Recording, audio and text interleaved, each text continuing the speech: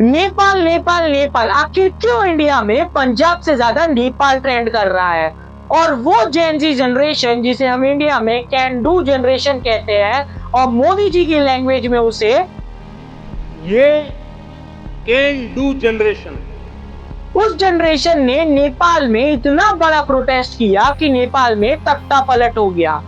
क्या ये प्रोटेस्ट वाकई केवल सोशल मीडिया ऐप को बंद करने के लिए था या इसके पीछे नेपाल का सालों से चल रहा करप्शन इन्वॉल्व है? जानेंगे इस वीडियो में, जुड़े रहिए वृत्ति वॉक्स के साथ।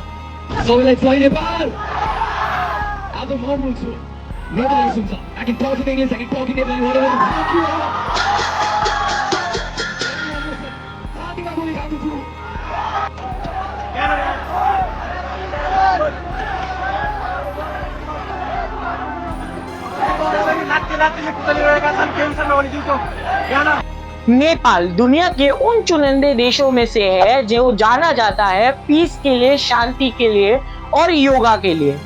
उसी नेपाल में आज हर तरफ आग है, हिंसा है और अफरा तफरी है। और क्यों 19-20 साल के लोग यानी कि पूरी की पूरी जेन जी जनरेशन रस्तों पे आ चुकी है, अपने अधिकार मांग रही है। क्या ये वाकई सोशल मीडिया ऐप बंद करने के लिए हो रहा है? तो जवाब है नहीं।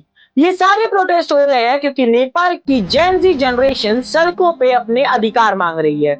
अधिकार मांग रही है उन पॉलिटिशियंस से जो सालों से नेपाल के बच्चों का अधिकार छीन के अपने बच्चों पे उड़ा रहे हैं, उन्हें एक्सपेंसिव ट्रैवल वेकेशन पे भेज रहे हैं, लग्जरी लाइफ गुच्ची के बैग दिला रहे हैं और अननेसेसरी खर्चे जैसे महंगे महंगे वेडिंग करवा रहे हैं।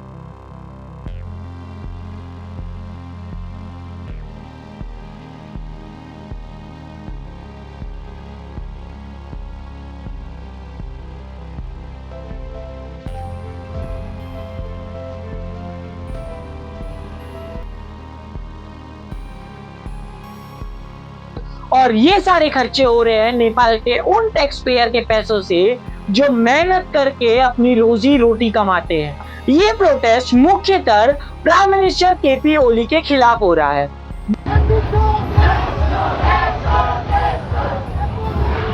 वो केपी ओली जिनके खिलाफ चंद महीनों पहले नेपाल के राजा ने भी प्रोटेस्ट किया था।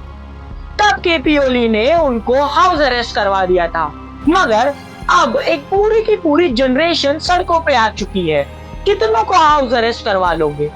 तो जब केपी ओली की सरकार ने लोगों को हाउस अरेस्ट नहीं करवा पाया, उनको घर पे रोक नहीं पाया, तो उनके ऊपर ओपन फायरिंग करवा दी और इस फायरिंग में मासूम निर्दोष 19 लोग मारे गए।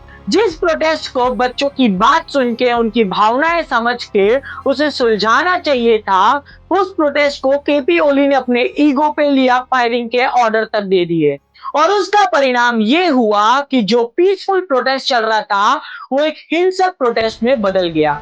और इस हिंसा का परिणाम ये है कि काठमांडू के जिस डीएसपी ने ओपन फायरिंग का ऑर्डर दिया था उसे भी पीट पीट कर मार दिया गया। और इस हिंसा की आग इतनी बढ़ चुकी है कि प्रोटेस्टर ने पीएम हाउस जला दिया और पार्लियामेंट तक जला दिया। और ये सब देखने के बाद केपी ओली ने अपने पद से रिजाइन किया, हेलीकॉप्टर में बैठे और भाग गए।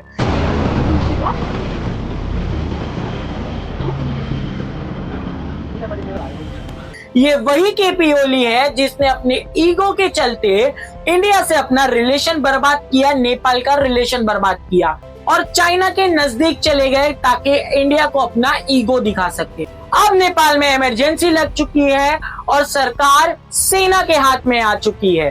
पूरा इंटरनेशनल मीडिया जिसको सोशल मीडिया बैंड का प्रोटेस्ट दिखा रहा था, उसकी असलियत ये थी कि बच्चे अपना अधिकार मांग रहे थे, करप्शन के खिलाफ आवाज उठा रहे थे, अपनी सरकार के खिलाफ आवाज उठा रहे थे। अब इस प्रोटेस्ट पे अलग अलग जगह से रिएक्शन आ रहे हैं। बॉलीवुड की एक्ट्रेस मनीषा कोइराला ने भी इस पे कहा कि ये नेपाल के लिए ब्लैक डे है। इंडियन फॉरेन मिनिस्ट्री ने एडवाइजरी जारी करके हर इंडियंस को जो कि नेपाल में है कॉशन लेने को कहा और वापस इंडिया आने की एडवाइजरी दी। इन सब में 40 मलयाली टूरिस्ट जो कि काठमांडू घूमने गए थे इस प्रोटेस्ट में फंस चुके हैं। अब इन सब में एक स्टेटमेंट वेस्ट बंगाल की चीफ मिनिस्टर ममता बनर्जी की तरफ से आया, जिन्होंने कहा कि ये नेपाल का अंदरूनी मामला है, इंडिया का इससे कोई लेना देना नहीं है, तो इंडिया अपने बॉर्डर के पास पीस बनाए रखे और इस मैटर में इन्वॉल्व ना हो। मगर ये वही ममता बनर्जी है, जब बांग्लादेश में प्रोटेस्ट हो रहा था तो ये बॉर्डर खोलने की बात कर रही थी। अब इन सब में सबसे ज्यादा परेशान करने वाली बात पीएम मोदी के एडवाइजर ने कही। संजय सान्याल ने कहा कि ये कुछ उसी तरीके का टूल किट है जो इंडिया में भी आया था। अब इसमें सोचने वाली बात है कि आखिर क्यों इंडिया के नेबर कंट्री में हर जगह कहीं ना कहीं तख्ता पलट हो रहा है, चाहे वो नेपाल हो, श्रीलंका हो, पाकिस्तान हो या अफगानिस्तान। हर तरफ हमें एक ही तरीके का प्रोटेस्ट देखने मिलता है और सरकार बदलते हुए दिखती है, और ये बात कुछ सच साबित होती हुई दिखती है जब नेपाल के प्रोटेस्टर ये मांग रखते हैं कि रैपर और एक्स मेयर काठमांडू के बलदेव शाह को नया प्राइम मिनिस्टर बना दिया जाए। ये वही बलदेव शाह है जिन्होंने 1 साल पहले नेपाल में तख्ता पलट की स्क्रिप्ट लिखी थी यूएस के डिप्लोमेट के साथ, और अब प्रोटेस्टर का इन्हें ही नेपाल का अगला प्राइम मिनिस्टर बनाने की मांग एक सवाल उठाती है। क्या वाकई ये प्रोटेस्ट एक सही प्रोटेस्ट है या इसके पीछे भी कोई एक टूल किट इन्वॉल्व है? प्रोटेस्ट करना कोई गलत बात नहीं है, मगर वो प्रोटेस्ट हिंसक ना हो, ये सरकार की और प्रोटेस्टर दोनों की जिम्मेदारी बनती है। अगर किसी प्रोटेस्ट में किसी की जान जाए, चाहे वो सरकार के पक्ष के हो या प्रोटेस्टर के पक्ष के, मरता तो आम आदमी है। इसीलिए ऐसा प्रोटेस्ट किसी भी तरीके से इंसाफ के लिए किया गया प्रोटेस्ट नहीं होता है। क्या वाकई ये नेपाल का प्रोटेस्ट एक करप्शन के खिलाफ किया गया प्रोटेस्ट है या इसके पीछे बड़े बड़े देशों से आया हुआ टूल किट? कमेंट कीजिए अपना ओपिनियन, क्योंकि आपका ओपिनियन मैटर करता है।